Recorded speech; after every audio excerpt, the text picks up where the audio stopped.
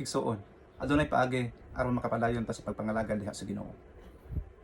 Ang pulong sa Dios nag-ingon diri sa Kolosas 1:1-2. Ibutang ninyo ang inyong nahuna sa mga butang ato sa itaas, dili sa mga butang nania sa yuta.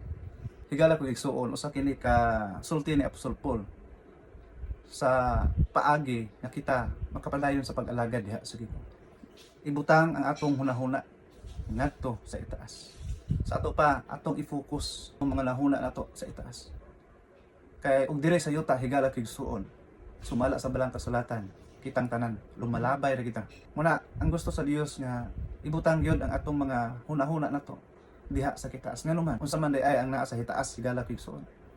Ang mauna ang gingharian sa Dios. Atong tan-awon higala kay igsuon unsa kanindot ang saad sa Ginoo. Panahon na unya sa diha nga mga luwas na ta higala kay igsuon. Pagbalik sa atong Ginoong Hesukristo. Dito na og wala na tanang mga kaaway bisan ang yawa nahimo ng abo. Higala kay igsuon nga yatak-yatakan na lang sa mga matarong. Nahimo ng abog. Dito na unya higala kay igsuon nga i-endorso ni Jesus Christ ang iyang makatawhan diha sa iyang amahan.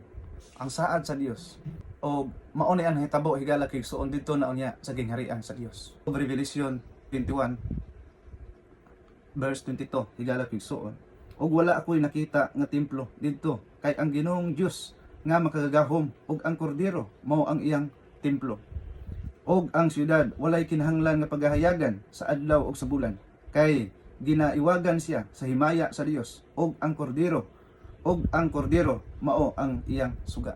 Ang kordero higala kay igsuon mao ni si Jesus Christ. Og dito sa gingharian sa Dios, wala nay adlaw, wala nay bulan o bituon nga mohatag og hayag, kundi ang himaya sa Dios sumala sa balang kasulatan, mao higala kay igsuon ang mohayag sa syudad sa Dios og mao na ang gingharian sa Dios.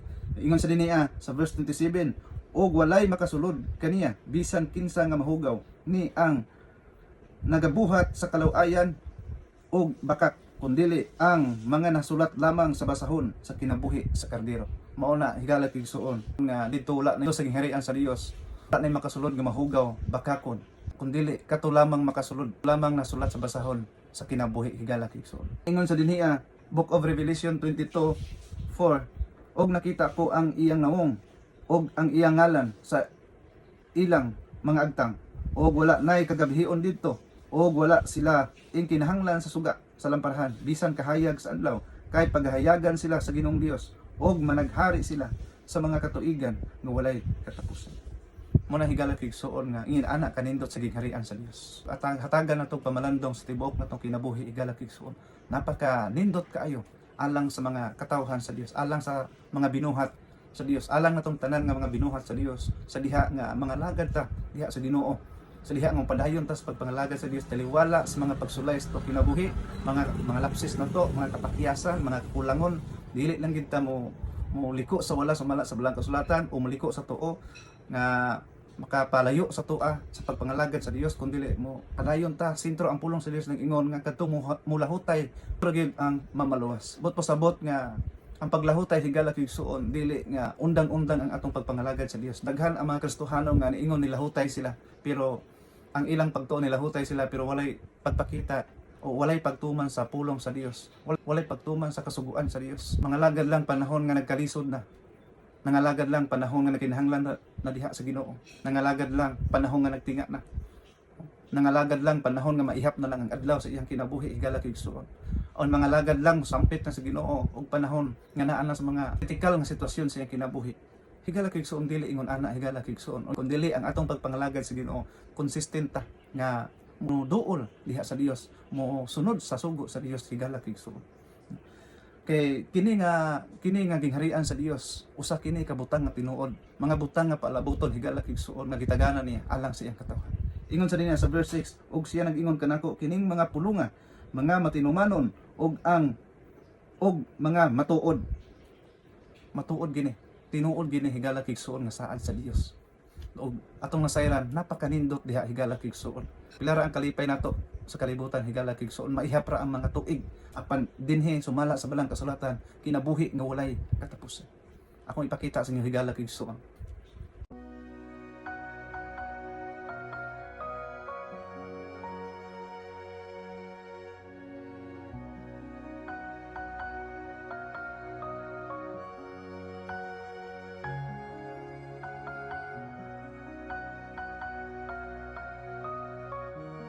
Nindot kaayo higala kay sa ulang taon ang gingharian sa Dios nga gitagana ni sa ihang mga katawhan. Ug mao ni ang gusto sa Ginoo nga ipabutang niya ang atong hunahuna, ang atong kasing-kasing sa mga butang nga tuwa sa itaas. Kay nganuman, ug mao na ang panglantaw nato higala kay suon, bisag unsa ang buhat sa kaaway, ang mupakgang sa atong pagpangalagad higala kay suon, dili gina katarog. Kay nganuman 100% higala kay suon nga naka-focus ta sa mga butang nga naa sa kita sa. Usa ka butang usab nga akong ipakita ninyo higala kay suon. Kini ang usa ka butang nga dili unta nato ang ngayan dangatan sa tuang tan-awa.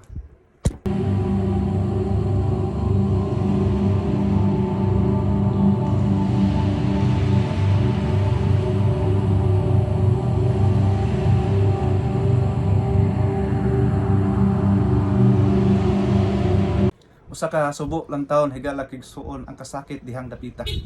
Dili lalim ang linaw nga kalayo. Sumala sa balang kasulatan, usa-usab kini ka nagpamatuod nga tinuod ni alang usab sa mga tawo nga dili Dios na. Sa Revelation 21 higala kay suon nag-ingon usab sa dinhi verse 8, apan ang mga talawan ug ang mga maduha-duhaon ug ang mga malaw-ayon ug ang mga mumuno ug ang mga makighilawason ug ang mga lumayan ug ang mga gasimba ug sa mga Dios ug ang tanan nga mga bakakon mabahinan sila sa linaw nga nagadilaab sa kalayo ug asufre nga mao ang ikaduhang kamatayon. Usa kini kabutang higala kay suon nga dili unta gusto nato padulungan higala kay suon. Kay usa kini ka maka sakit nga mga pag-antos, ang kauhaw, ang kainit. Naa diha higala kay suon. Usa kini kadakong kasakit sa mga tawo nga dili Dios na.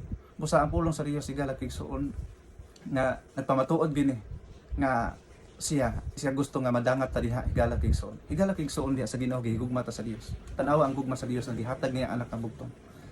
Sa pag-agi nga mutuo sa iyang anak nga mao si Jesus Christ. Dili matambog sa linaw nga kalayo kundi makabaton og kinabuhi nga walay katapusan. Gihigugma ka sa Dios higala kay suon. Tan-awa ang gugma ni Kristo higala kay suon. Sa Roma 5:8 nga ang Dios nagapasundayag sa iyang gugma alang kanato. Sa mga makasasala pa kita si Kristo namatay tungod kanato. Kita ang hinungdan higala kay suon. Nganuman tungod kay gihigugma ta ni Jesus. Ug walay hari entero kalibutan nga kaya niya isakripisyo ang iyahang kinabuhi alang sa tanan higala kay suon. Apan gimula ni Jesus Christ higala kay suon ang pisikal nga espiritu nagantos siya tungod alang nimo ug alang nako alang natong tanan aron kita makaambit sa kinabuhing walay katapusan. Muna higala kay suon, salamat kayo sa pagpaminaw ug pagtan-aw ani nga mensahe. Ang Dios magapanalangin nimo. God bless.